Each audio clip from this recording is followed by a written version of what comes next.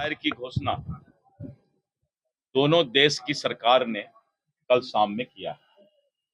पाकिस्तान के प्रधानमंत्री और भारत की सरकार ने इस बात पर फैसला लिया कि हम अब सीज फायर करेंगे।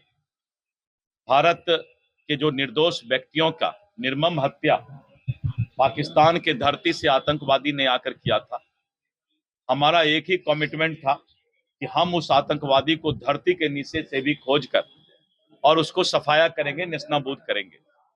और हम करीब करीब 80% वैसे आतंकवादी संगठन और आतंकवादी को मारने में सफल हुए।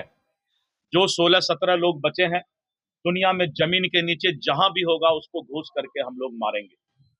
और इसके साथ साथ भारत कभी भी नहीं चाहता है कि पाकिस्तान के किसी निर्दोष व्यक्ति की हत्या युद्ध के द्वारा हम करें।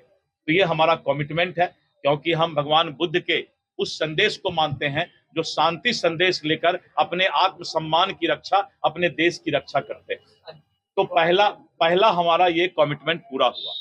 दूसरा ये कि सीज फायर के बाद कुछ लोगों ने उसका उल्लंघन किया, चाहे पाकिस्तान करे, चाहे भारत पर पाकिस्तान आरोप लगा रहा है।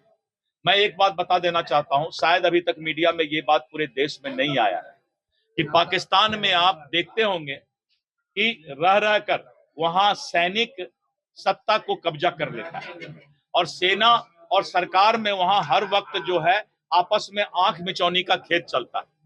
अभी सरकार ने, प्रधानमंत्री ने सीज फायर का घोषणा किया, लेकिन सेना और सरकार में वहां पर उतना समन्वय नहीं है जितना कि होना चाहिए।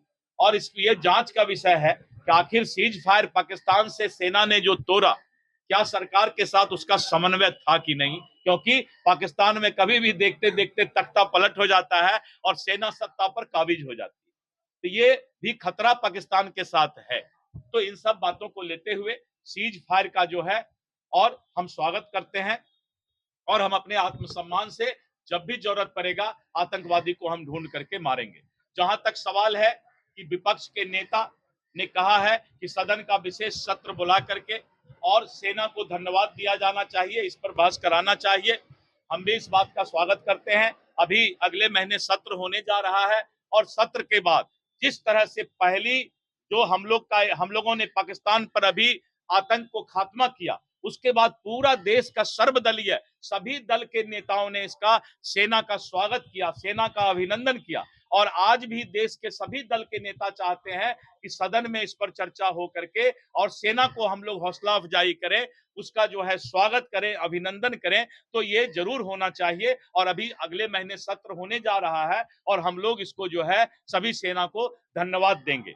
अभी हमारा एक छपरा का जवान, हमारा एक सेना शहीद हुआ है, मोहम्मद इम्तियाज शायद नाम है, और वो उनका लाश अभी आने वाला है। हम सभी दल के लोग वहां पर जा करके और उनको जो है उनके परिवार के साथ खड़ा होंगे। शोक संतप्त परिवार के साथ पूरा देश खड़ा रहेगा और मुझे पूरा विश्वास है कि हमारे सेना का वो शान बचा हुआ रहेगा।